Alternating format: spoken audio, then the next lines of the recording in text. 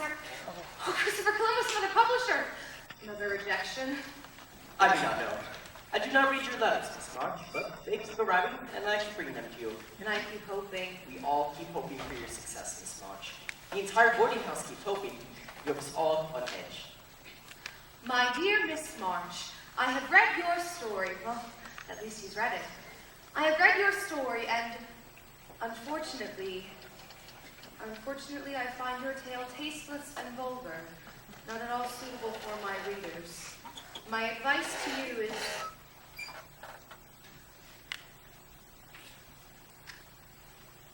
My advice to you is to return home and have babies. This is what women are made for. Sincerely, F. Putnam. 22. 22? 22 rejections since I've been to New York. And they all said the same thing. Go home. Give up.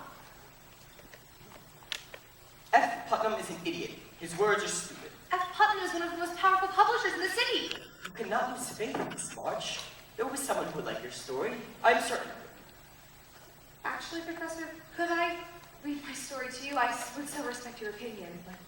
Yes. Yes, of course. Actually, it's one of my best. It's a mean and stormy night. The moors are bleak and bloody. Thunder claps. Lightning strikes. There, Clarissa, her clothes in disarray, races across the wild coast of heat. Now she stops. Now she runs. Will she escape? Will she be caught? With bold determination, the villainous aristocrat, Braxton Prendergast, lunges for her. There's no escape. She's but a child, and yet she turns to fight with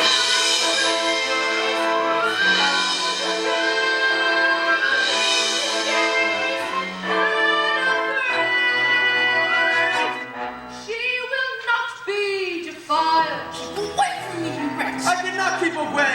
Your beauty draws me. Your passion ignites me. I've got to hold you. Got to have you. Come close. So close to me. I'll have her and the mother too. And in that moment, Rodrigo appears in magnificent splendor!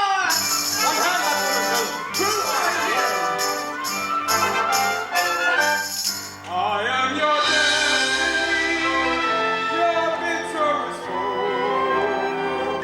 You stole what was mine 10 long years ago.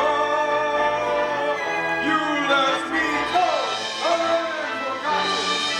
Now I'm back to set March! Tell me, what is it exactly you are writing here? Blood and guts stuff. It's all the rage. Violence and seduction on every page? Read history, read Shakespeare, read the newspapers. It is getting late. Perhaps we best pursue this some other time. No, Professor, I want to know what you think. Blood and guts stuff? What you think the world wants to hear? Now, I have noticed nothing else about you, Miss March. It is that you are unique. Something you should try not to forget. I think you could do better. Better? And who are you anyway, an aging German professor close to 50? I'm 34.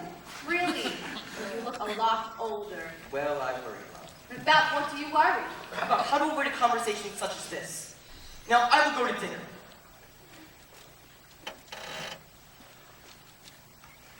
Mrs. March, since you have arrived here, 6 weeks now, is it? You shout, you rant, you upset the entire order of this boarding house. Now, I am a serene and peaceful man. You're aloof, you're arrogant, Arrogance! Miss March, I spoke my mind as you spoke yours. Obviously, it was not appreciated on either side. Obviously, my stories were a great success in Concord. Better than what?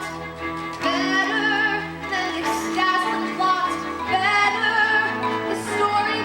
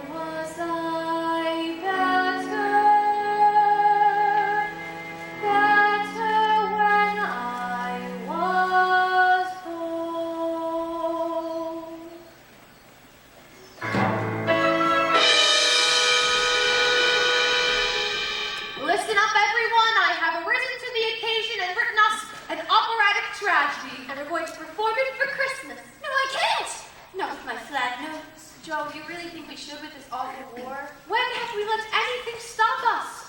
Years from now, people will talk about us. One Christmas Eve, 4 penniless and ragged sisters put on an operatic tragedy for all the conquered. No. Filled with blood and guts, 2 massacres, a massive ball, and several heart-wrenching scenes. Dim the lights, the crowds will hush. Start the overture and bells for the blush, and when Clarissa starts to plead, Christmas will see our fine streams. Joe, do I die again in this one? Yes. Maybe you will die like none before. The world will shudder when your body hits the floor. For when Rodrigo makes you bleed, Christmas will see our fine streams. No easy answer, the passion is personal.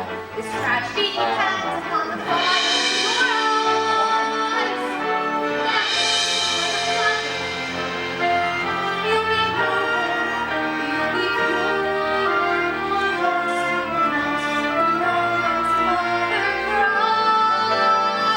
Let us begin. Aha! Mother, your mother, do not cry. So many expressions from the heart. Mother, oh no, dear mother, do not cry. Mother, oh no, dear. Joe, I am teasing good for what's going on for you, just silly little tragedy. You're tired. I know it's hard, but we will triumph when Rodrigo yells, "On God!" Our success is guaranteed. Christmas will be thrilled. Christmas will be glory. Christmas will see our fine streams.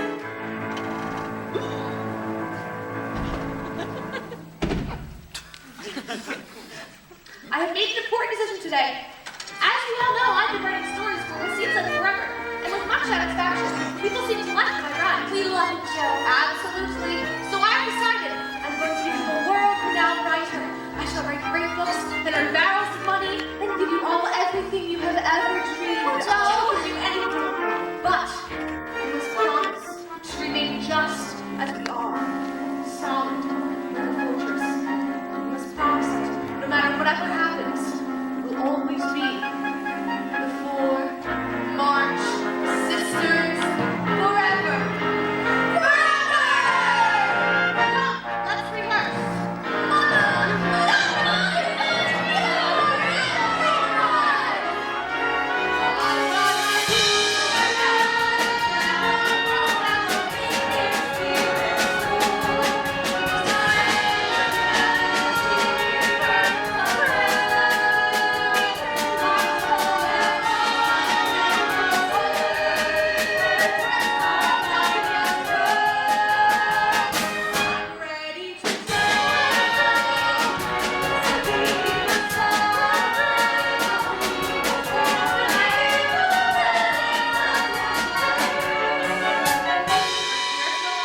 There will be Christmas after all!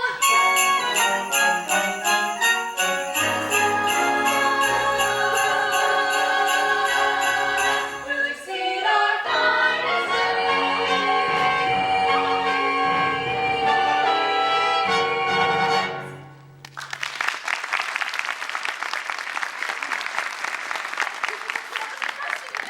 Someone give me a task to do. I want you to bring father home. I shall write President Lincoln tonight. Another. I want you to get Annie Moffat to invite you to her St. Valentine's Day ball. I'll bring her blood and go neck if she doesn't. Another. I want you to get us a Christmas tree. Rodrigo will go chop one down immediately. Where? There, across the way. But that's on Mr. Lawrence's property. He'll go to prison for it. Prison?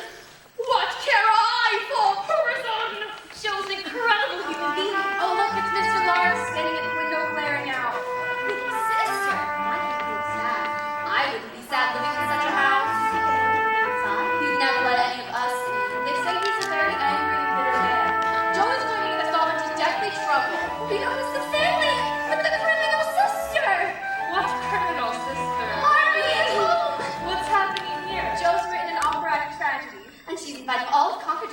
perform it, and I'm the mother in it. And I die in it, but it's beautiful death. And I play Clarissa, who's very sweet. It sounds wonderful. Oh, Marmee, it's one of Joe's best. Tell us about your day. Well, we needed socks and blankets for the Soldiers' Aid Society, and a letter from Father came. A letter from Father? Read it to us, Marmee. Where's Joe? She's outside. Read the letter, Marmee. We'll wait for Joe. But she may be hours. Well, I want to hear all about what you did today. I bet you Rodrigo has returned! Joe! Marmee, where did you get that tree? I borrowed it from Mr. Lawrence. Joe, you didn't. I took it for us, Marmee. And you'll take it back immediately. Take it back? That's like taking back a chicken after you've chopped off its head. Do let us keep it. It's Christmas, Marmee. No, destroying someone else's property? Well, we could give to the Hummels. They have so little. Good. The tree goes to the Hummels. Now, what about Mr. Lawrence? What about him? Mr. Lawrence. Yes, Mr. Lawrence. You Me. chopped down my perfect Douglas fir. I should have you arrested. I'll make it up to you, sir. With what? I'll plant 6 more, 12 and I'll chop your firewood for a few days. weeks. And I hope such an incident never occurs again. You ruined my day.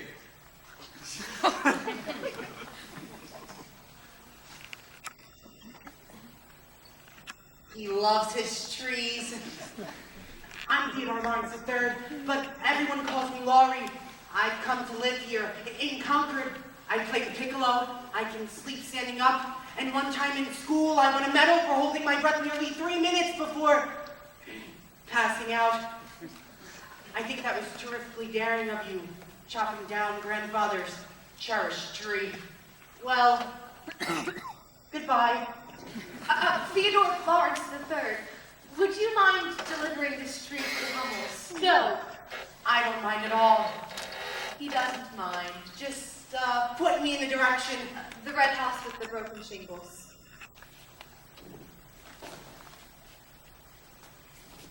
Merry Christmas. Merry Christmas. Joe, you must think before you act upon every whim. I just want us to have a wonderful Christmas, Marmee. A letter's come from Father. A letter for Christopher Columbus. Do you read the letter, Marmee? My dear wife, the war goes on and on. The end seems nowhere in sight. The days are difficult and long, but I am well. He's well. Still, it's very lonely away from my dear ones, especially lonely as Christmas is approaching. Each night in my tent, I think of my precious girls. Give them all my love and give them a sweet kiss. Tell them to be good girls, faithful and hardworking, and to conquer that which is disagreeable in them, so that when I return, I will be fonder and prouder than ever of my little women. Why the glum faces? Do we have an operatic tragedy to perform or not? We do. Then there is work to be done. There are costumes to complete, and we'll need only a curtain for you to paint. And will you perform something, Marmee? Do, Marmee. I'll write something for you with passion and daring. Yes, yes, I will. We'll make this the best Christmas ever. We March women are invincible. Come, let's get to work. I'll get my paints. I'll go find a costume for Marmee. I'll design the candle. I still don't know why we couldn't have kept the tree.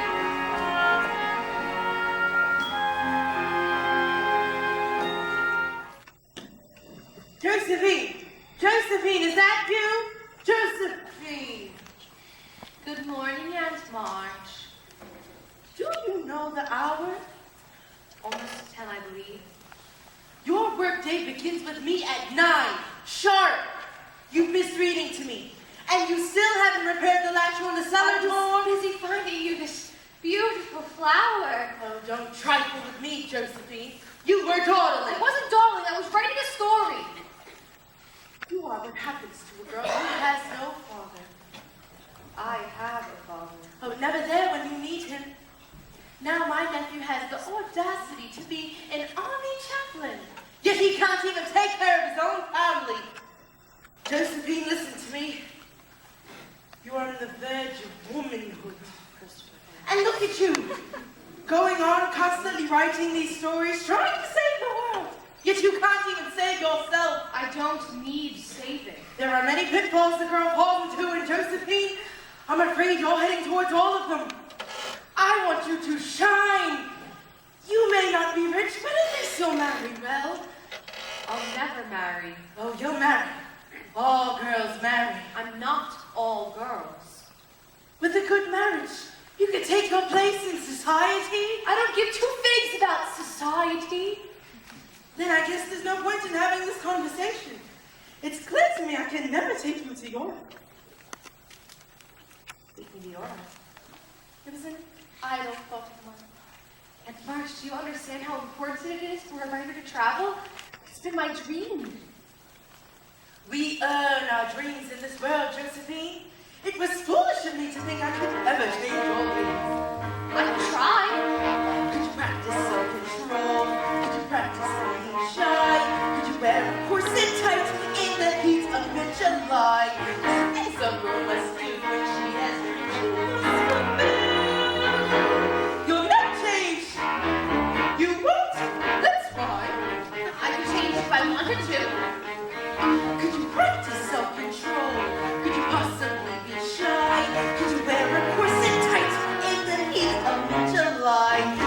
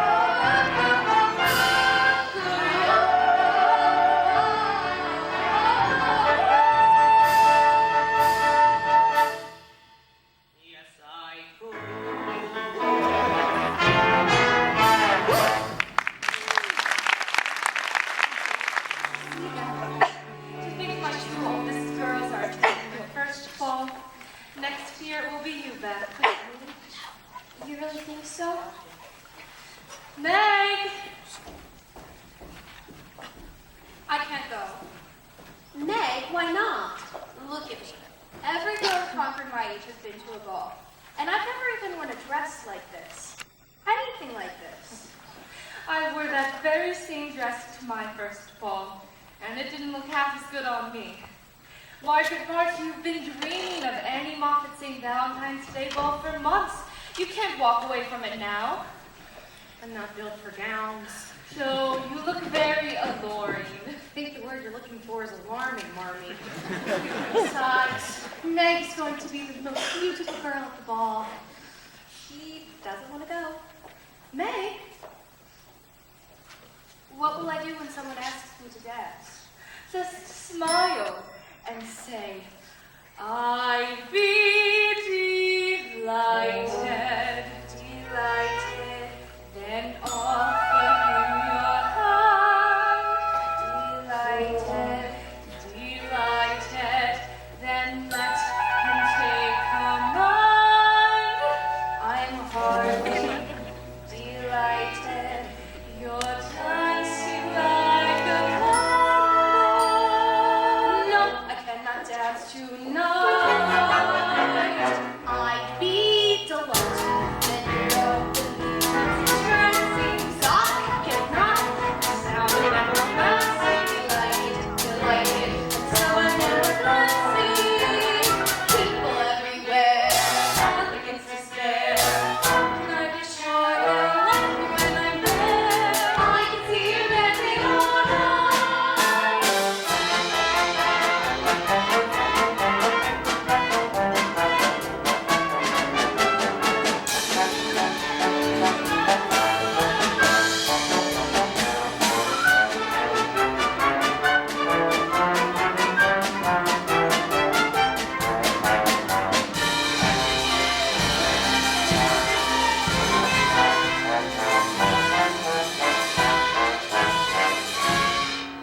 I'd be delighted,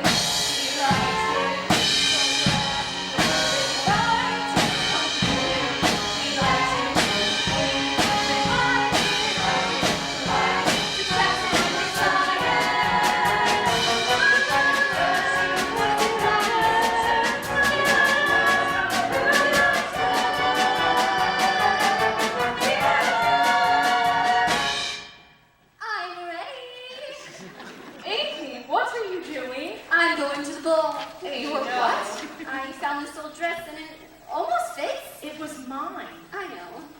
All it needs is a pretty sash. Besides, why shouldn't I go? Because you weren't invited. I can go in your place. In my place? You don't care about good society, and I do. I don't care about snobs who think you're better than you because they have grander houses. Well, they do have grander houses. That's enough, Amy.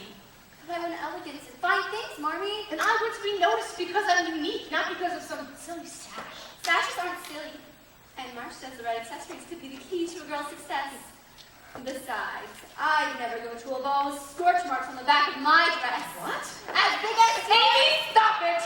Beth, get my sewing basket. Jo hates balls. She should stay in her musty old attic and write her dreadful little stories. My stories aren't dreadful. Nobody reads them and nobody likes them. Girls, Well, I like them. And I'm sending that one off to a very prominent New York publisher. And she'll hate it.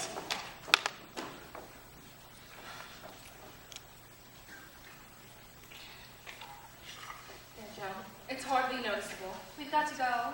You're right. If anyone calls for us, tell them that we're at the ball, and I'll make sure I tell everyone how kind you were to let me borrow your beautiful fan. Good night, Beth. Marmee. Come, Meg. Good night, everyone. Have a wonderful evening, girls. Amy?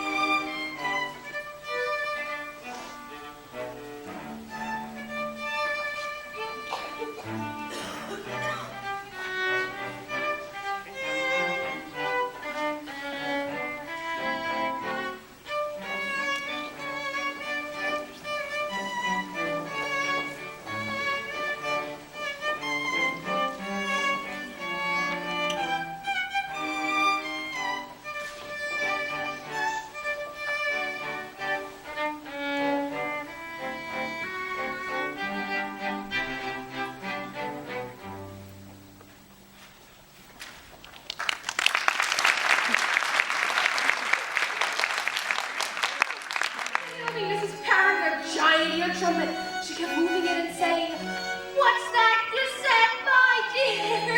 Dad. She got so close I almost spilled my entire glass of punch on her. Joe. And then Annie Moffat came up to me and said, "Can I be a help, Sally?" Sally? Who is Sally? I think it's her dog. Box over ears. Joe, we'll take a few minutes and then we'll go back in as if nothing happened with our heads held high. You're right. It's a young woman who is soon to go abroad and do amazing things. I shall return elegant, brimming with confidence. I shall sit grand. Oh, Christopher Columbus. Excuse me. You? Me. What are you doing here? I passed out. Too much dancing, I guess. Too much punch, I'd say. Laurie, there you are. I've been looking everywhere for you. Mr. Brooke, Your grandfather will be furious. He wants you to meet some important people. I have. These are the March girls I've been telling you about. The ones from across the way. This is Meg, right? Yes. And that's Jo. She cuts our firewood on occasion. This is Mr. John Brooke, a scholar from Boston. And Laurie's tutor. Now, Laurie. Well, sir, I think you've taken my dance card. Your dance part. Oh, this is yours, sorry. So you're Margaret March. Yes. Splendid party, isn't it? It's quite lovely. So, you're from Boston? Maine, actually. I've never been to Maine. You should go sometime. It's a beautiful country, very primitive. I like primitive. Mr. Brooke is a romantic. Is that true? No. I read Sheets and Kelly. I mean, Keats and Shelley. So do I. You read Keats and Shelley? All the time. Would you care to dance? Meg, we were just about to join the ladies in the salon. I'd be delighted, Mr. Brooke. Did you just see that? What is it with you and that smile? You make me beam. Well, You're looking very fetching tonight. really. So tell me, when you're not attending balls, what do? I write blood and guts stories. I make extraordinary plans. I'm going to Europe. I'm going to meet famous writers and revolutionaries. So, tell me, what do you do? Army says you're alone in the world, no mother or father. That must be horrible. It's not horrible. I've got a cranky old grandfather, and I've got a cat, and What? well, I was hoping to say, you. Me? You don't have me. I know I haven't tried, but sometimes late at night I watch you leave, pacing back and forth like a maniac. I've never met a girl like you, anyone at all like you. This is very nice, such a lovely party. The music sounds so cooling. It makes a person feel like dancing. I'm very good. I won a medal for dancing at school. I don't dance. Besides, I've got a patch on the back of my dress. A patch? Let me see. No! Ooh, I like it. That patch could start a whole new fashion trend. Dance with me tonight, and I guarantee by next spring, every girl in Concord will be wearing a patch on her dress.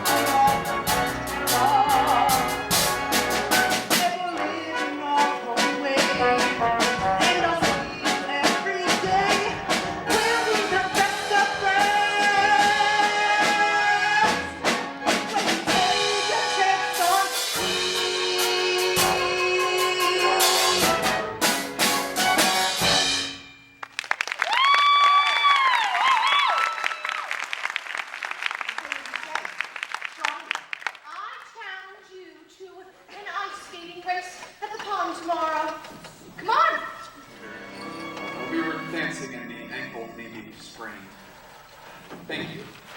Good night. Good night. The evening began very strangely, but it ended magnificently. Good night. Good night. Can you walk on its way? It's not so Marley. Tell us about the ball. Oh, it was wonderful. But I tried to do all of these ladylike things, and no one noticed except for Mr. Lawrence's grandson. And poor Maggie. No one even asked her to dance except for that pompous Mr. Brooke. He danced divinely. I had a wonderful time. In fact, I had the best time of my life. I may have left here a girl, but I came home a woman. A woman? Meg, what are you talking about? It's just Meg being silly, Marley. Girls, it's been a long day for all of us. Let's get ready for bed. Oh, Beth, look what I brought for you. A truffle. Thank you, Joe. Amy.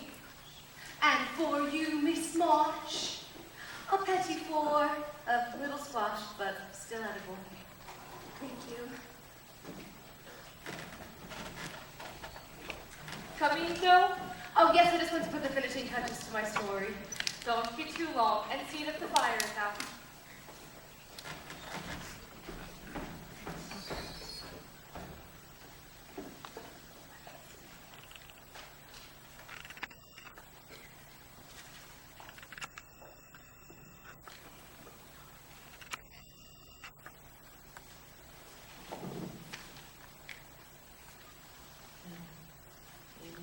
Amy! Amy! Amy! Amy, where are you? Amy! No. Amy, what have you done to my story? Nothing. What have you done to my story? I've worked on this day and night! I burned it. You what? And I'm glad I did. Amy! Shoot you! Don't know! Go on, I bear my throat to you. Girls! Back to bed now. What's gotten into both of you? She burned my story! No, she did not deserve it, Amy. What you did was an intolerable thing. Marmy, You destroyed what meant the world to Joe. Joe has everything. What do I have? I wear a dress with patches. I read a story that my sister You could have burned. given me the invitation. It was meant for me. Your time will come, Amy. No, my time will never come. I'm always forgotten. I'm always last. I'm never invited anywhere. I have nothing special. Enough, Amy. Both of you look at me. I cannot demand that you two love each other, but I do demand that you two live together with respect. I hate the way I look. I hate this nightgown. It was mine. I want something that's mine. I'll take back that fan. I'm so sorry. It's not your fault, though. You did give birth to her. Oh, can't you see she wants to be like you? She wants to have what you have. She's just a child. She's not a child. She's a demon in a child's body. So, if I could bring back your story, I would. Hey, your story, my writing, they're everything to me. It's my life. It's my future. It's my passion. That passion is still in you. Believe me, Joe, it's still there. I'll never forgive her. I don't blame you, Joe, to feel anger. But if you build a wall between you and Amy, then the one person you may end up hurting is yourself. And I couldn't bear that. Try and get some sleep.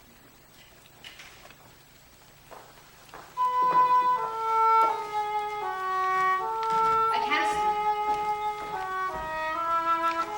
I won't. I will never fall asleep again. Not for decades, no. Not even then. Life was in the store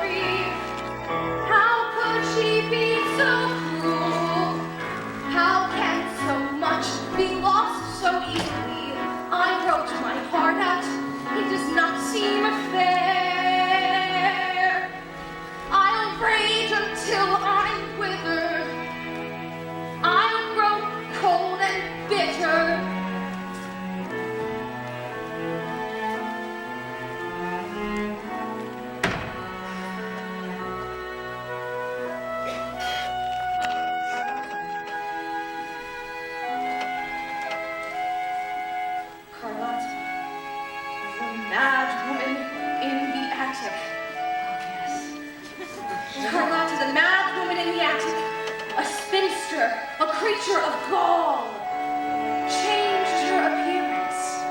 She attached golden braids to her hair.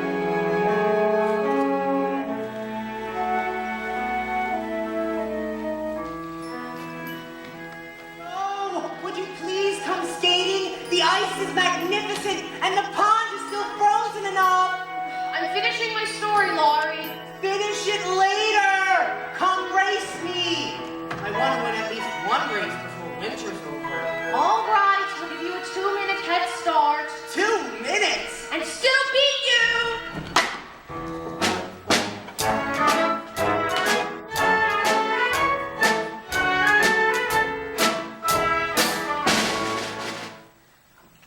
Just wanted to be with you. I was skating so beautifully. You know you're not supposed to skate on the ice by the bridge. Everyone knows the ice by the bridge is dangerous. But you didn't want me skating near you. I love your stories, Joe. I tried to write one to make up for what I did, but I couldn't think of anything to say. So I drew that picture of you with your beautiful hair, And my big mouth. and you just ignored it. Amy, if it wasn't for Laura, you could have been killed. Maybe it would have been better if I had. No, you must never speak like that. You felt there, so all I could think was, I could have lost you. Well, then go on, Joe. Forgive her. See how much she's changed. Your sweet side. Amy, I could not understand why you were interested. But please, promise not to think of me as an enemy, but as a sister who loves you. I promise, Joe. The Mark sisters forever!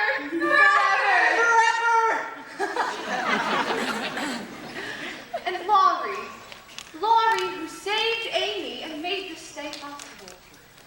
I would like to declare before you all, before the world, that on this day of forgiveness and joy, that you, Theodore Lawrence III, who has valiantly lost all contests to me, I declare you our brother.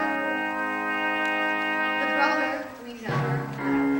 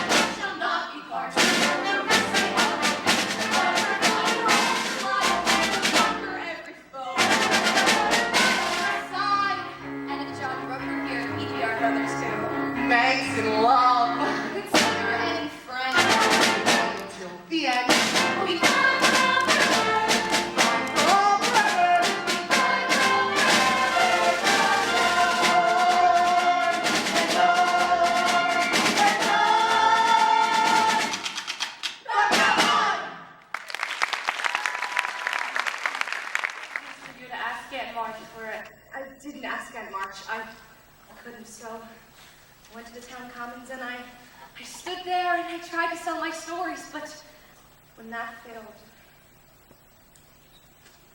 I sold my hair. You're bald! Not bald. But your hair was your best feature. I think she looks beautiful. Now Mommy will have enough money to get to Washington. Here, $27.25. I threw in the few coins I had lying around. Joe, you shouldn't have done this. I'm so Disappointed. proud. It was a very courageous thing for you to do. Thank you, Joe. Mrs. March, the carriage is almost ready. Joe, you look different. Mrs. March, you must be hurrying if you want to make it to the train. I guarantee by next spring, every girl in Concord will be wearing her hair. Mary! Come, let me hold my girls. You've never been parted before. I feel awful. Don't worry, Mommy. I'll look after everything. My dear Margaret, make certain your husband recovers. Yes, Aunt March. And thank you for taking Amy. Amy, tell Aunt March how excited you are. I'm so excited about living with you while Mommy's in Washington. Naturally. Now, no glum faces and no tears. I'll be back as soon as possible. How did you all get so old? Goodbye, Aunt March. And you'll tell Father how much I miss him and love him. Josephine!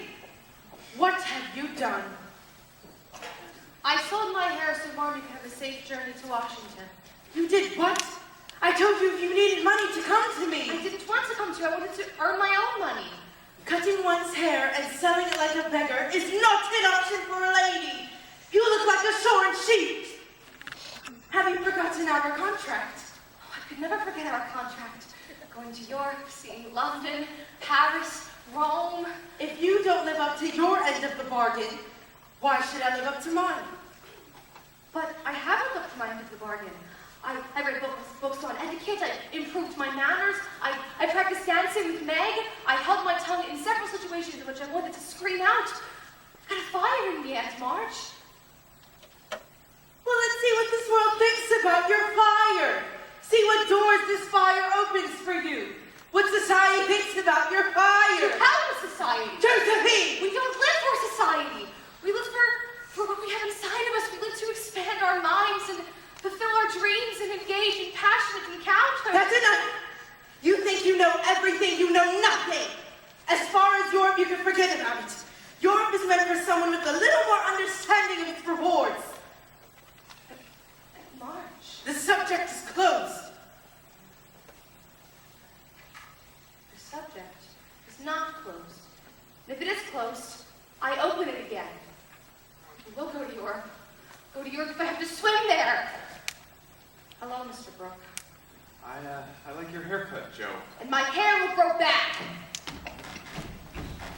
And, who is this man? He's Laura's tutor. Isn't it a wonderful idea? Joe, I'm engaged. John proposed and I accepted. Meg, make it so romantic. Engaged. The big wedding. And March says they're very fashionable. Aunt March is waiting for you. I'll come visit you later. Goodbye, everyone. Meg, what about the promise we made to remain together? Joe, that was a long time ago. I've changed. You've changed. I haven't changed. I'd never make a promise one day and then go back on it the next. Our word is everything, Meg. I love him. So you love him. I'm talking about us. We're alone now. Our future as a family is at stake. You can't turn your back on us. I'm not turning my back on you. I told you. I'm going to be a famous writer and I will give you everything you've ever dreamed of. I know. Joe, if she loves him. I do. With all my heart and soul. I've lost Meg. You haven't lost Meg. Lost my trip to Europe. You'll make your way there someday. I know you will. You can do anything to make the clouds disappear. It's you who makes the clouds disappear, Beth. Come, walk with me and tell me of all your adventures today. sold my hair. Yes. And before that, I stood in the commons, and when no one paid attention to me, I shouted, "Joe March is here!" And then after that, I recited my stories. Carlotta, the mad woman in the attic. Did I get on with my life? He's enrolled me in school. What? I'm going off to college in time for the summer session. Oh, that's wonderful news. Oh, what's wonderful about it? Having to leave the best friend I've ever had. Oh, I can't imagine life in Concord without you, Laurie. Not seeing your little grin every day. I don't want to go. But you've got to go. This is an incredible opportunity. Oh, college. Go in a minute and study everything. What do you need of school? You're going to be a famous writer. Famous.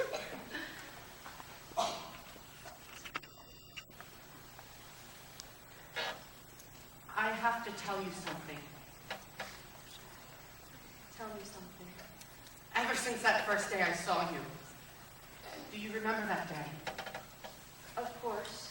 The day you chopped down grandfather's cherished tree.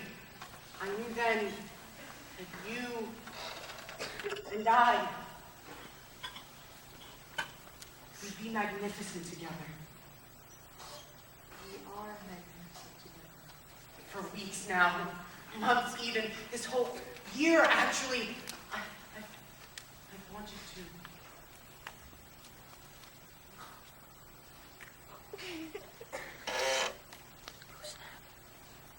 What was that? A kiss. I know it was a kiss. It was my first kiss. I thought about it a long time.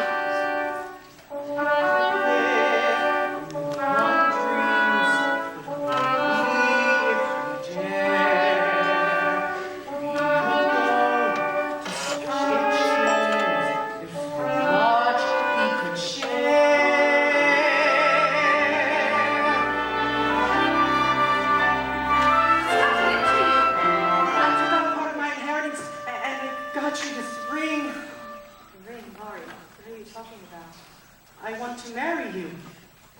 Hey, stop, Laurie. This is funny. I've practiced saying the words over and over again. Marry me.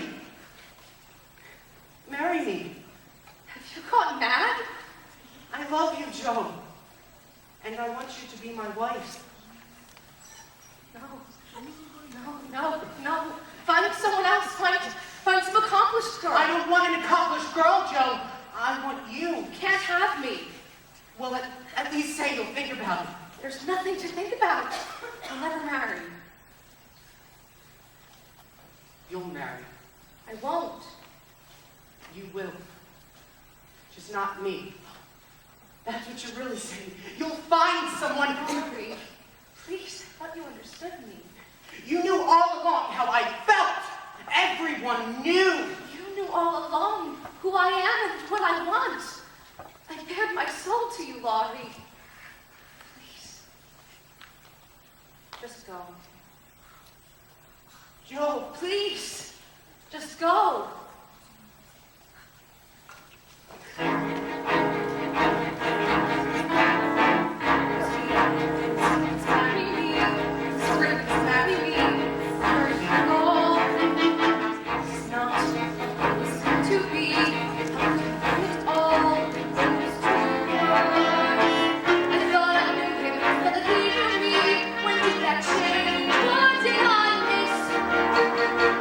Kiss when I thought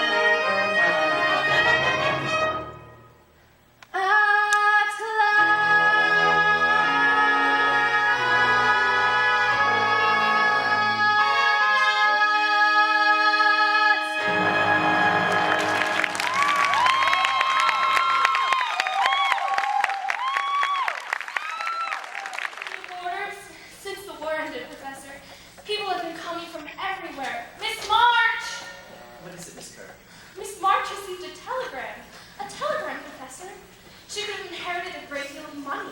She could be an heiress. Then again, could be a terrible tragedy. There's no telling, is there? As her good friend, I thought you'd want to know. We are not good friends. We're simply acquaintances. I see. Helga! You and others in this house are under the impression that Miss March and I share some sort of kinship. We've simply gone places together. The theater. Yes, I took her to see Hamlet. A pathetic tale it is. Very good. And I have given her 3 German lessons. 3. What next? Yes, and I have taken her to lectures, to particular speakers, but Miss March hardly seems to know I exist. She's preoccupied. She rushes past me like the wind. Professor! Professor, Mrs. Kirk, have you seen the professor? Behind you, darling. Guten Tag. Guten Tag, Miss March. The word is Tag. Guten Tag means good day. I know what it means, but when you taught me, you said Guten Tag. I would never say Tag. I'm sure you did. I'm sure I didn't. All right then, Guten Tag. And it is a very Guten Tag, a wonderful Guten Tag, and I have some incredible news. I came to New York on a dream. I knew it might take me a while, but all I've been hearing since I arrived is leave it right there on the pile. So today I woke up and decided it's time. Time to achieve, time to thrive, time to climb. Miss March, tell us what happened. Sometimes when you dream, your dream is just a guess. Sometimes when you work really hard, you don't know if you'll ever find success. So I grabbed a story to sell and got ready to raise hell. Then I marched out the door and headed right for the volcano press. Ah, Henry Dashwood. Now he is a man of taste. Dashwood was a fiend. He sneered at my distress, tossed my story high on a stack, but I was determined I would progress. I said, sir, I'll wait while you read, but alas, he disagreed. So I jumped on a chair and read it right there at the volcano press. What? Keep away from me, you wretch! I cannot keep away. Your beauty draws me, your passion ignites me. Ah, it's more of the horror in it, the bloodbath. Yes, that's the one, but I took to heart what you said, Professor, and I embellished. I made it better. Lightning strikes! Thunder claps! I've got to hold you. And defy you! I'll take you. Let me buy you! Let go! Let go! Let go! Let go! Let go! And Rodrigo appears in magnificent splendor! Unhand that woman, villain! Who are you?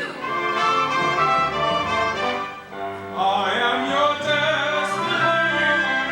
Your picture is full.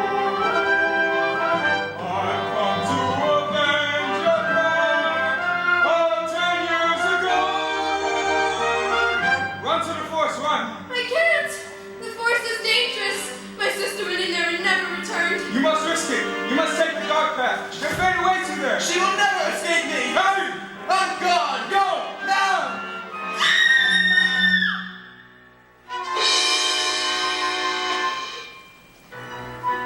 Dashwood was aghast, but I could not care less. The words I spoke ignited the air. I felt like a publishing lioness. And that's when Dashwood started to shout, and I thought he'd throw me out. But then I persevered, and a forest appeared in the weekly volcano press. The forest is dark and scary. Clarissa enters, trembling, fearful of what fate awaits her. She comes to a fork in the road, and you go no further. Which way do I go? A hag appears.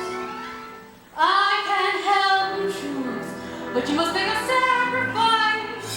Give me something dear. Those poems are nice. Without these poems, who will I be? Perhaps a hag as tall as me. You'll never know your destiny unless you give up vanity. I've got to know. Please show me where to go. Your feet awaits you there. The path is perilous. She avoids swamps,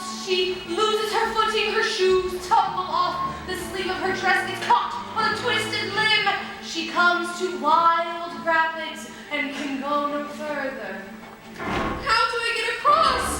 The trolls appear.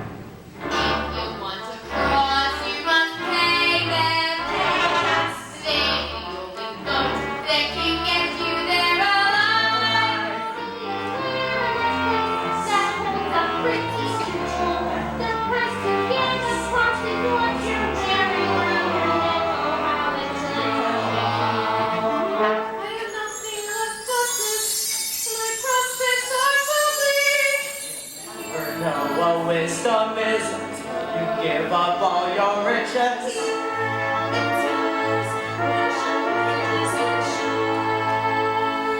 I'll take you.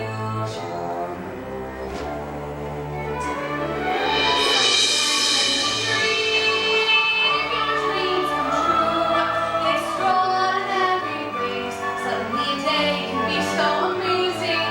And sometimes when you yearn, you run the air. And someone else feels the feeling always knew was there. Stop, please! I cannot stop. Can you not give a terrible night's assistance? I have nothing left to give. Give me your time! My fate awaits me. Can you not care for me? It's been years since I felt the touch of another hand. Take mine.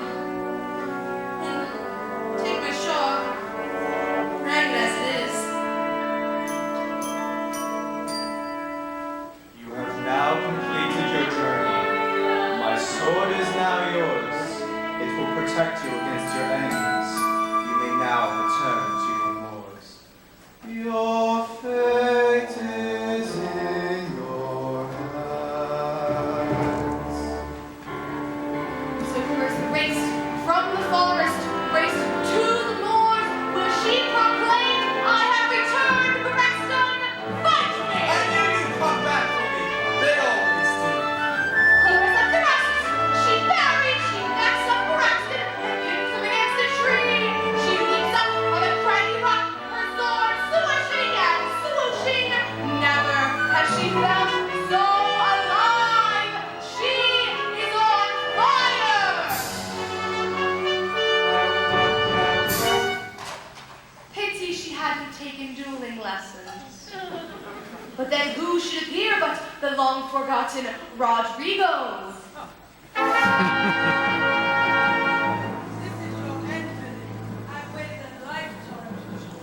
Who are you? I am your worst nightmare. I am her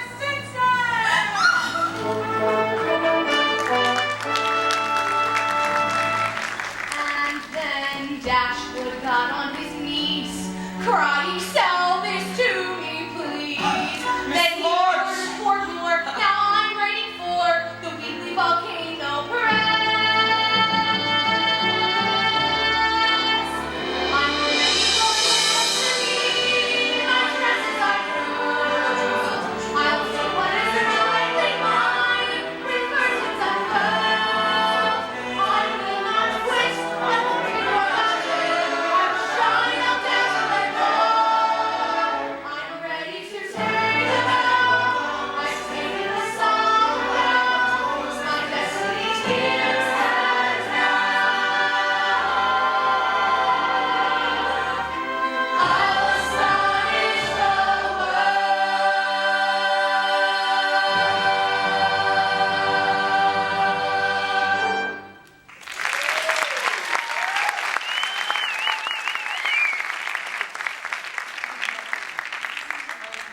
What is the word? Amazed. Flabbergasted and elated. You were right, Professor. About what? Everything. I'm going to be a published writer. $15.25 more for my commission. You are rich. I feel rich. Today, anything is possible. Do you dance, Professor? No. Neither do I. But as I said today, anything is possible. We should celebrate your success, Miss March. Have you ever been to the Broadway Gardens? Are you asking me to dinner, Professor? No. Yes. I should like that. Miss March, I almost forgotten all the excitement. This telegram came for you. More good news, I suspect. Open it, Miss March. I shall. Today I could start a revolution. I could. What is it? Is it not good news? What you God now? My sister Beth has contracted scarlet fever and is gravely ill. I must go to her immediately. I'm sorry, dear. Sorry for you and your family. Is there anything we can do? No, but thank you both for everything. Mrs. Kirk, tell the girls they'll be fine. Tell them to keep reading. I will. Miss March, I feel as if I should accompany you. Accompany you. You should not travel alone.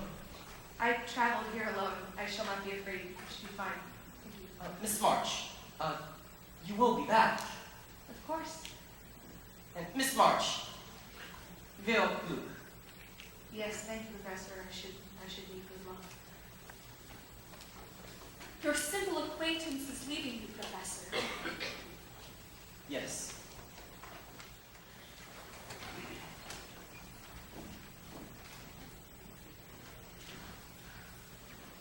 Where are you taking me? You'll see. Is it Amy? Is she back? It's not Amy and she's not back. Well, then, what is it? Patience.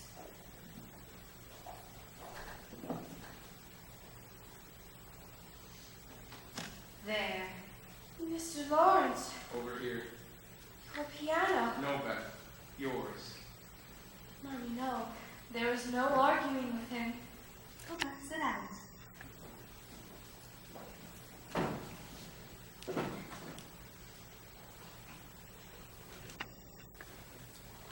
I should treasure it. Play something for us, Beth. Sounds good. By the way, I received a letter from Laurie. He had been in New York. Laura's in New York? Didn't he come to see you? No. I'm sorry. But he was in such a bad way, moving around for weeks. I sent him to do some business in New York, and then I allowed him to go to Europe. And guess who we met up with in Florence? Who? Amy and Aunt March. Miss March, may I join you? Be an honor, sir. If you say, come with me on to Massachusetts, then to Massachusetts we will go. We will buy dishes there, maybe even 2 sets. Buy the finest china, then we'll dine a while on Cripsy said. New York. This New York. Oh, to Massachusetts, yes, we're on to where the shops are sweet. We will have no regrets, all in Massachusetts.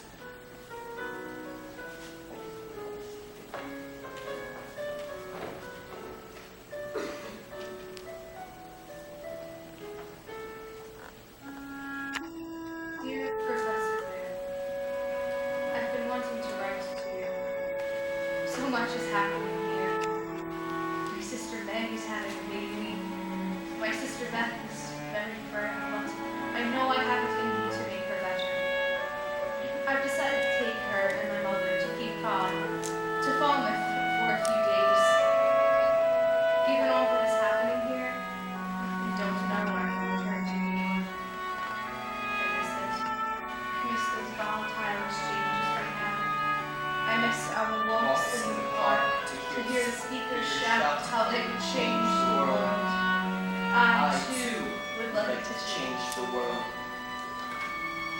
Yes, of course. And how are you, sir?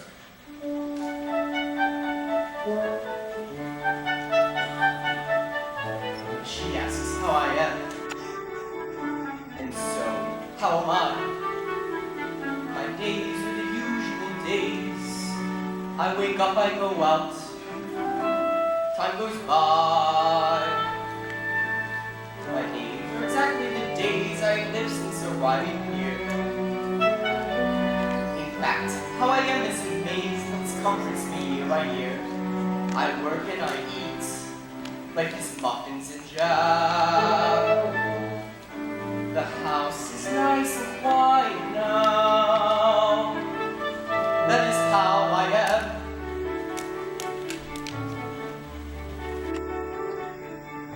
Five years in these rooms, reading Hegel and Kant.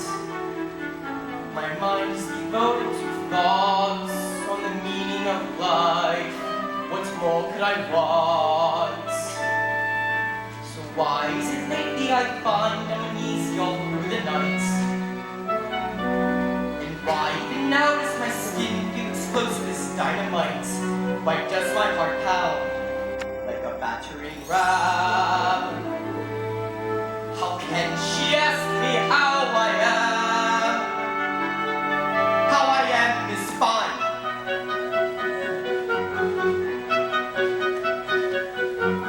Dear Miss March, there is nothing dramatic or new to report.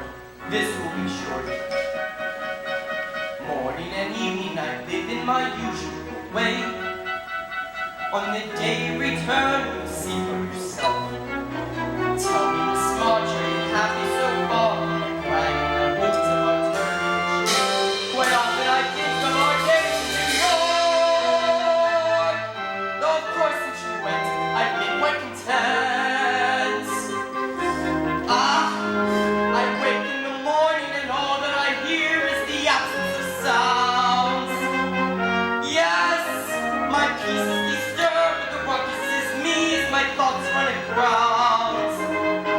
I wanted a life by myself in these rooms, but now all around me another life blooms. Who after to come and to go and to leave me like that? Now she expects me to send her a note with words I spoke that would stick in my throat. Who asked her to change how I live, how I think, how I am?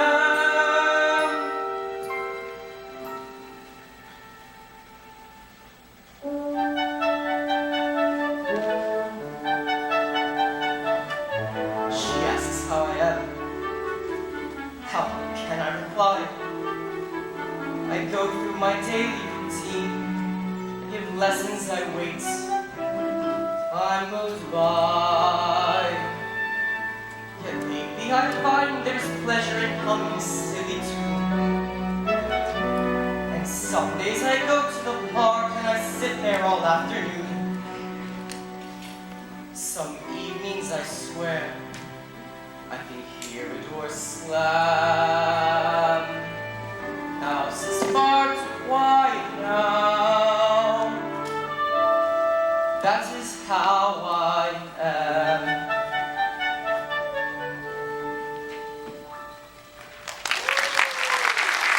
Every color of the rainbow for my sister. It is the most beautiful kite. I shall leave you two. So, Marmy, I'll go write a letter to Father and tell him how beautiful Cape Cod is this time of year. I love you. come back. Isn't it beautiful? Here, out of the chair. Tell me again about New York. It's a circus. A circus. Clowns, waltzing camels, dancing horses. Sometimes you see them right out on the street, and theaters and museums everywhere. And the women, are they shameless? And some of them anyway. I'm going to take you there one day. To New York? We'll dine in the finest restaurants, and see Shakespeare, and ride the omnibus, and mingle with unsavory characters. Joe, I have something for you. Mommy says the show's over 1,000 years old. I believe that once upon a time it had an amazing life. Put it close to your ear, it talks to you. What does it say? It says we grow up too fast. Only the world now, Joe. I'm so proud of you. When you were first born, not an hour old, I told Marm, Beth is mine. Everyone has someone special in the world, Beth. And I have you. My sweet Beth, give me a task to do. Let's pretend we're riding on a kite.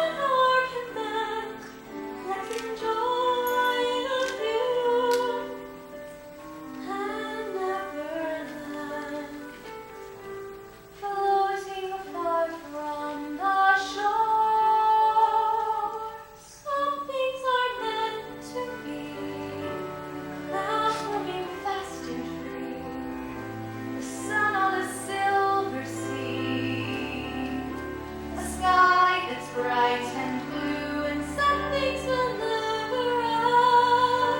The thrill of our magic ride, the love I feel inside for you.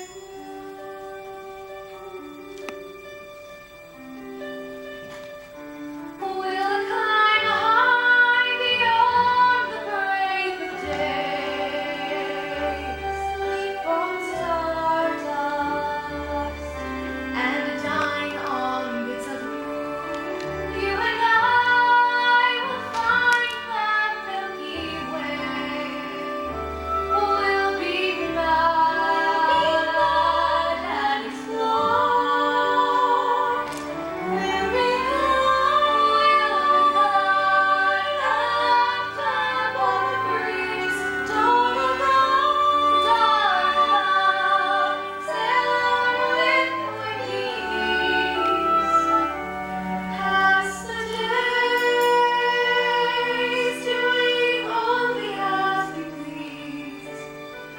that's what living is for.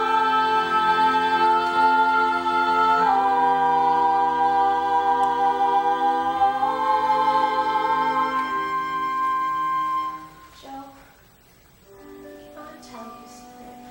Anything. I never planned what I'd be when I grew up. And I'm not afraid to die. The hardest part, Joe, is seeing you. You'll get better, I know you will. Some things are meant to be. Time turning endlessly. Waves take hold of me. No matter what I do, some things will never die. Promise to who you are. Nothing that I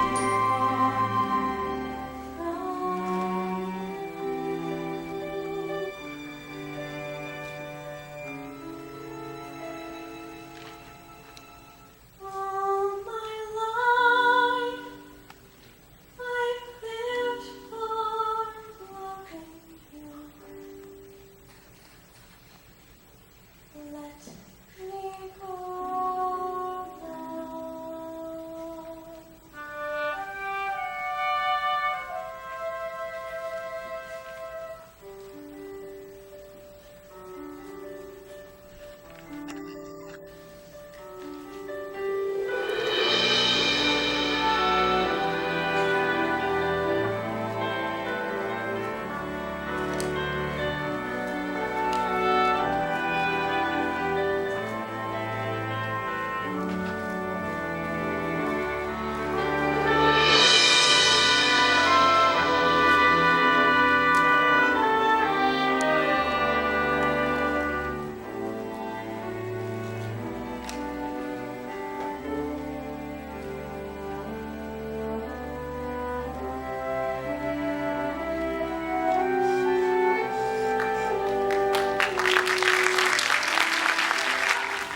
We left it in shambles, and it's still in shambles. Meg! Did you see the look I gave the coachman at March? His impertinence! He caught every bump in the road. No, Amy. One should always be civil to a coachman. You must respect those who have the reins until you wrench the reins from them. Yes, Aunt March. Joe, Marty! And remember, Amy, you're a lady now. Yes, I'm a lady. Meg! When did this house get so small? You know, Amy, as we grow grand, the world around us often diminishes in size. I've known people who've disappeared before my very eyes. You're such a dear, Aunt March. Thank you for everything. And I'll go see to that wretched coach. Remember, Aunt March, respect those who have the reins. Very good. Meg! Meg! I can't believe it. It's really you. Marmy! Let me look at your... You're so beautiful. You're a mother now. Twins, I can't believe it. Cry. Marmy! Oh, my baby's home. You look so grown up. I am, Marmy. I really am. I feel older. I'm sophisticated.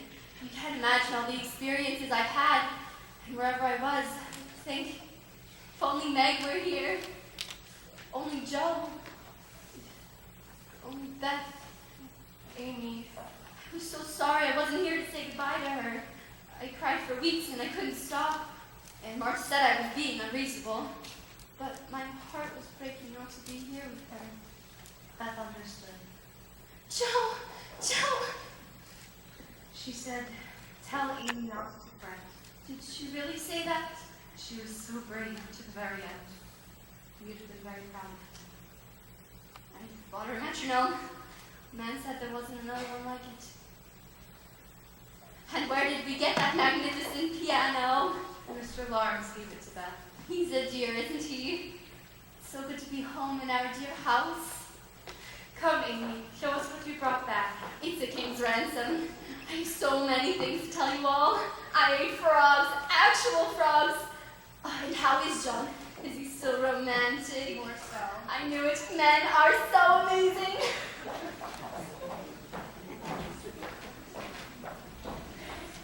That's almost everything. Laurie, I didn't know you were coming back. Yes, we all sailed on the same ship. You look different. Do I? I'm taller, an inch or so. It was so kind of you to comfort Amy and Aunt March after our loss of them. When I heard the news, I was devastated. I didn't visit you in New York. I wanted to. I don't blame you. I was horrible to you. So untrue. You said what you felt. Guess what? I sold a story. I knew you would. I always had that sort of faith in you. I know you did. You look different too. Very distinguished. Really? I've missed you, Laurie. I've missed you too. You know, I've learned something about myself. What's that? I was never meant to fly on golden wings. Foolish. You, Joe, you were meant to soar. Me, I was meant for more mundane things. I decided to go into grandfather's business. I know it's the last thing in the world I would have thought for myself. But the truth is, I'm sort of fascinated with the prospects. I shall be wily and shrewd. Laurie, there you are. Amy, did you tell Joe?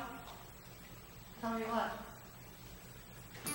Most amazing thing. Really quite a thing. You tell her. No, you tell her. All right, I'll tell her. We were under the bridge of sighs, under Italian skies. She was singing lullabies. He says he likes the way I sing. The day was on. We talked for hours. It was amazing. I said I love fireflies. I said, so do I I. told him I keep goodbyes. There was something in her eyes. Where the bells begin to ring. We found that we We're so alike. It was amazing. So, tell me, who proposed to who? No, we were trying to be so discreet about it. amazing. There we were in Venice. In the gondola, In Venice. when he suddenly stood up And shouted, will you marry me? It was so romantic. Then I fell into the water. And before we even knew it, She dove in and rescued me.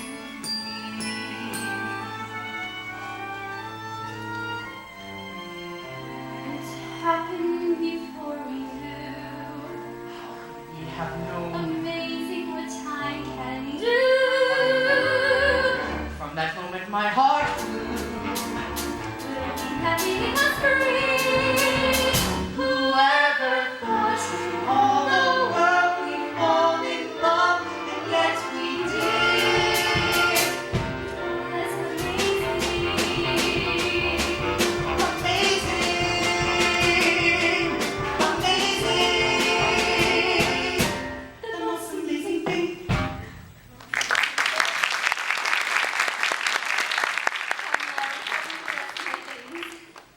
bought half of Europe. And I'll give the next half on our next trip.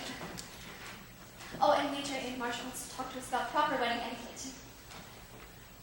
Laurie, welcome to the family. Thank you, Joe.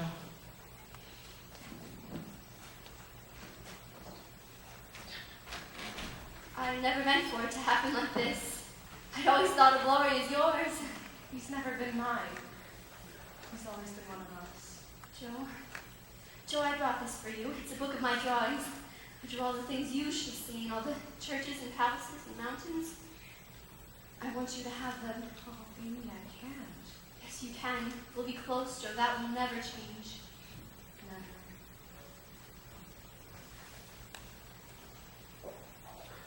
Oh, Amy, your drawings are beautiful.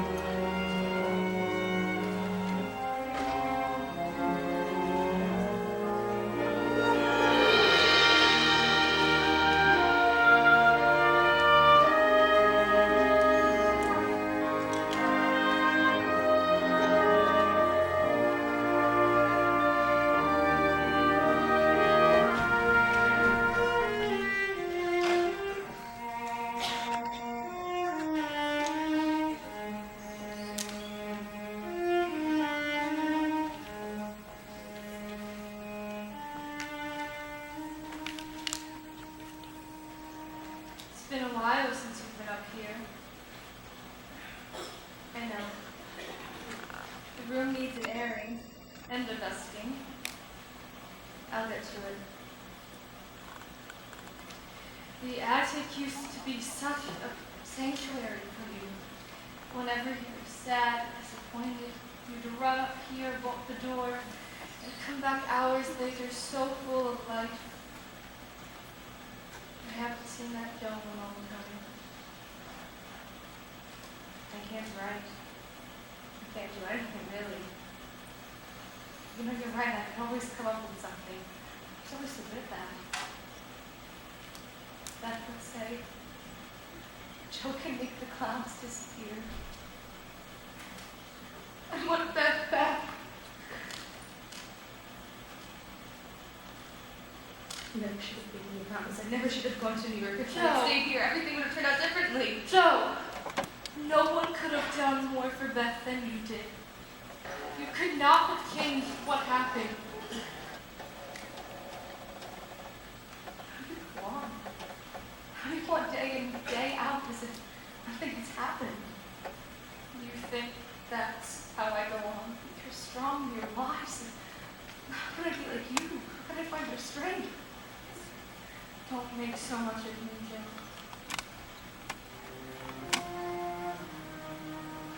I never dreamed of this sorrow. I never thought I'd have reason to lament. I hoped I'd never know heartbreak. How I wish I could change the way things went. I wanted nothing but goodness. I wanted reason to prevail, not despair.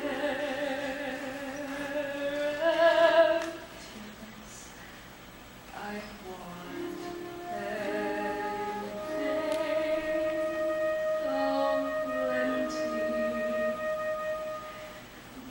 I refuse to feel tragic. I am aching for more than pain. There has got to be meaning. Most of all, when a life has been so brief, I have got to learn something. How can I give her any less? I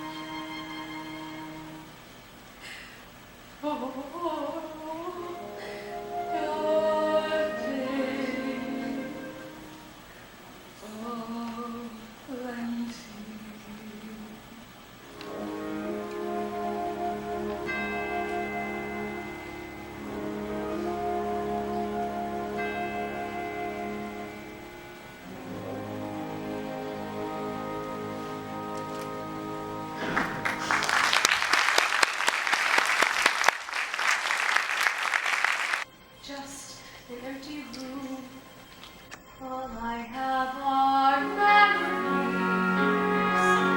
I need a task to do. Someone give me a task to do. I need a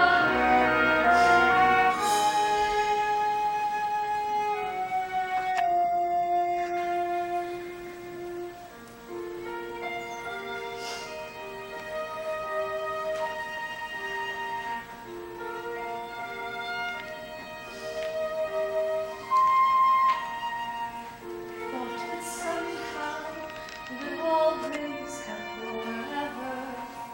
We thought the promises we made would have a different end.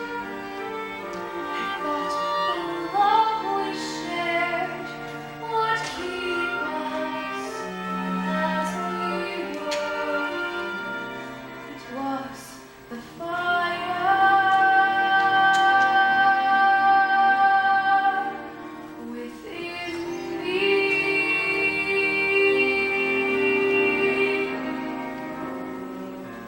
Dreamed and plotted with abandons, as if when we were gathered here, we keep our citadel. We were amazing then, my sisters and I. They were the fire within me.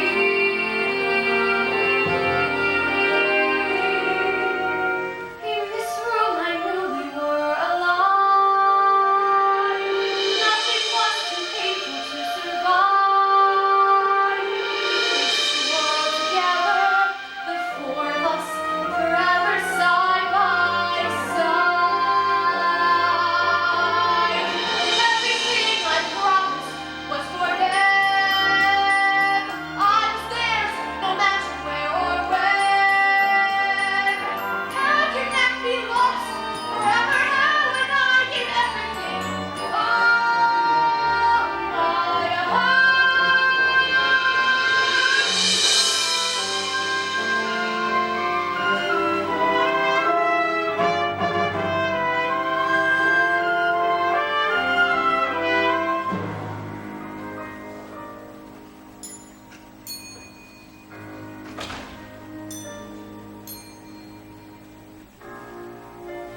It was several days before Christmas.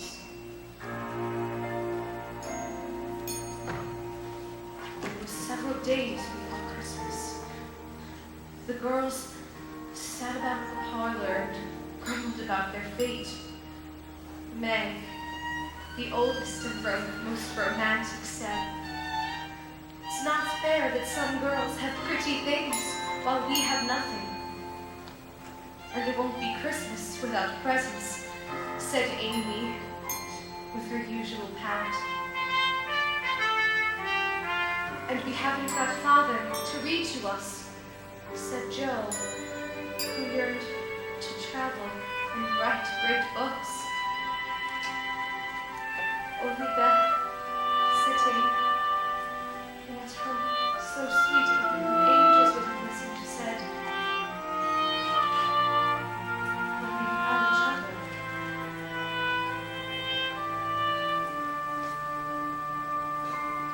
But we thought each other. Everything I promised them is here. All of us, the way we used to be. We will always have each other. They will always be the fire in my heart. Here I go, and there's no turning back.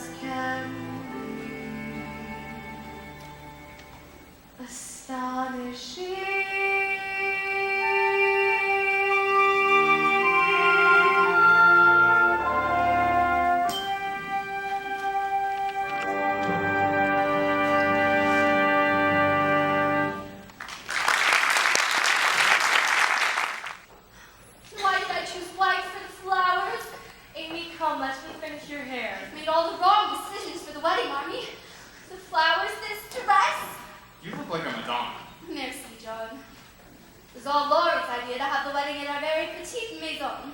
And I could deny one more nothing. Why is she speaking French? Was I that silly at our wedding? Worse. John, You were inspiring.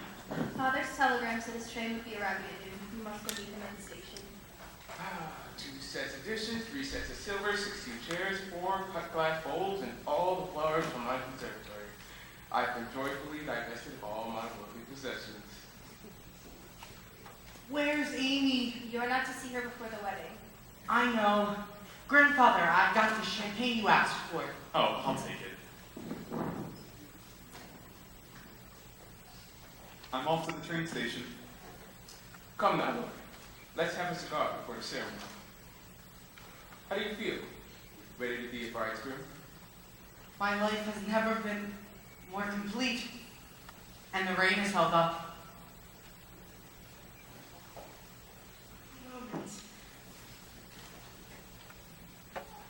I understand you wish to speak to me.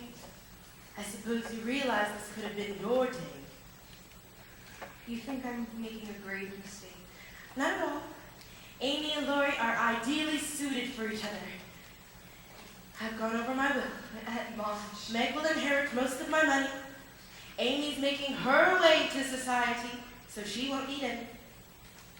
And as for you, I really don't want it. you don't want anything, yet you want everything. Josephine, every girl, every woman needs something to fall back on when times are bleak. I'm leaving you my house. Your house? Do something worthwhile with it. Make it a school or a library. Aunt March, that's very generous of you. Thank you.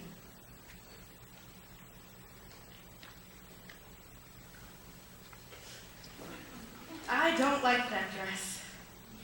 It was yours. Well, it looked better on me. Joel, there's a strange man at the front gate asking for you.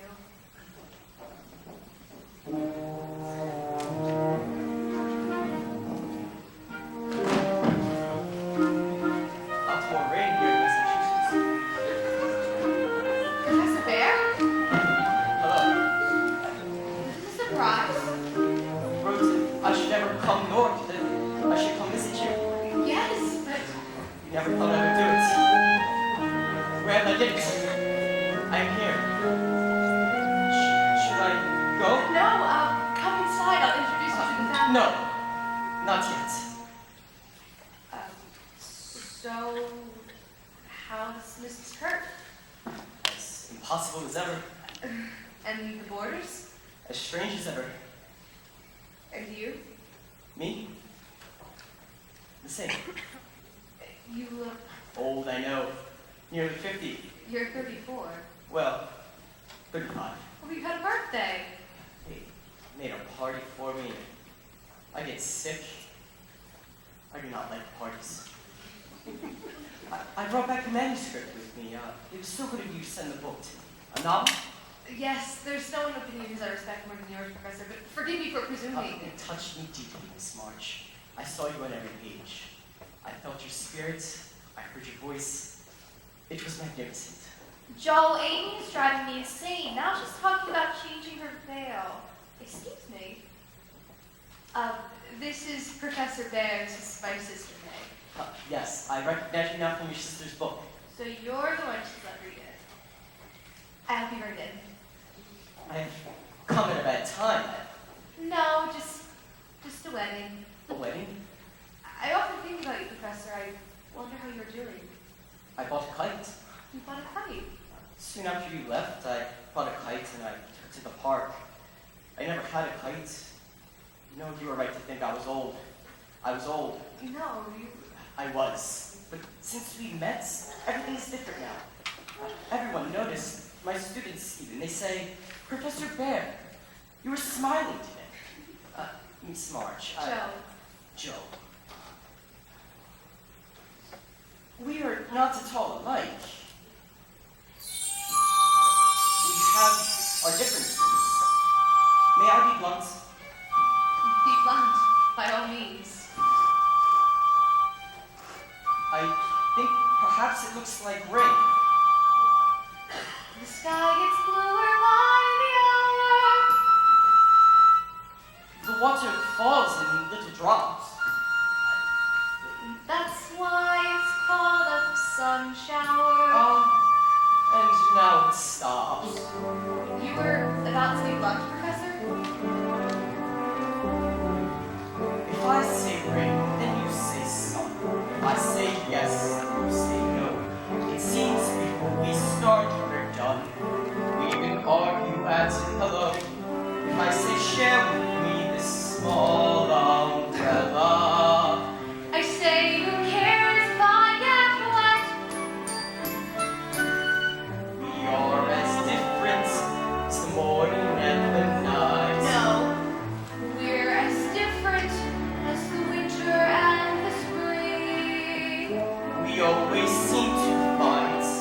We disagree on everything. And yet, you make me smile, you make me laugh, you make me care.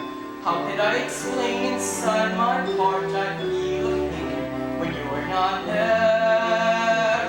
Though we are not at all alike, you make me feel alive. We had that in common, that one small thing in common. Love me like a small umbrella in the rain. Josephine! Christopher Columbus! The guests will be arriving soon, and I want that for the in the parlor. And who is this? This is my Aunt March, and this is Professor Bear. Please, call me Fritz. Fritz? Is that your name, Fritz? Did I not tell you? No. Well, bring in Fritz. You were saying, Fritz? When people discover passion, they've come upon something rare. This fervor they had in common will shelter them anywhere. Though the rest may be wrong, with such passion to share, I think they have more than enough to make a marriage if we dare. You're proposing? No. Yes. I do not mean today, or tomorrow, or even next month. In a year, maybe 2 years even. I'm a patient man.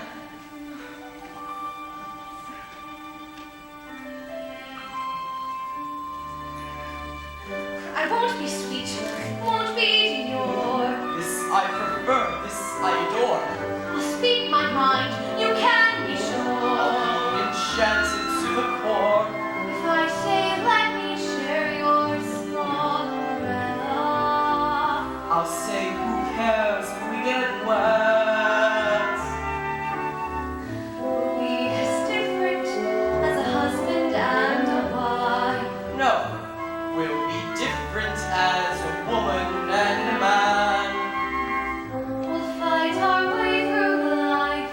We'll disagree best we can. And yet, You make me smile, you make me laugh, you make me care.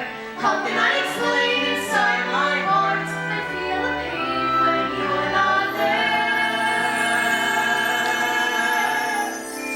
Though we are not at all alike, You make me feel alive. Yes, we have that in common. that's one small thing in common. Our love is like a small umbrella in the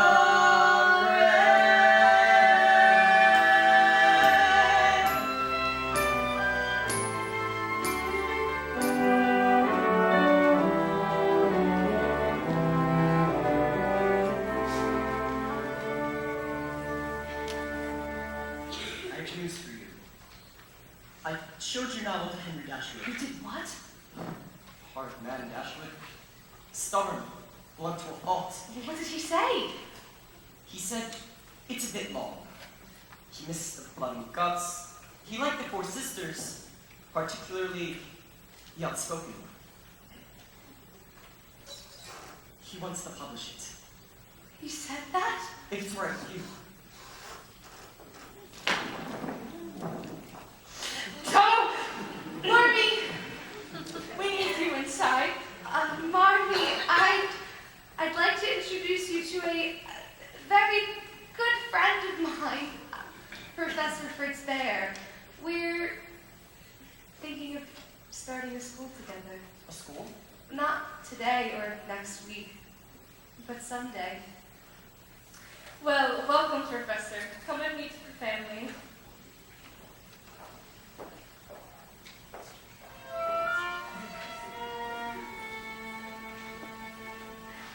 Sometimes when you dream, your dreams come true in extraordinary ways.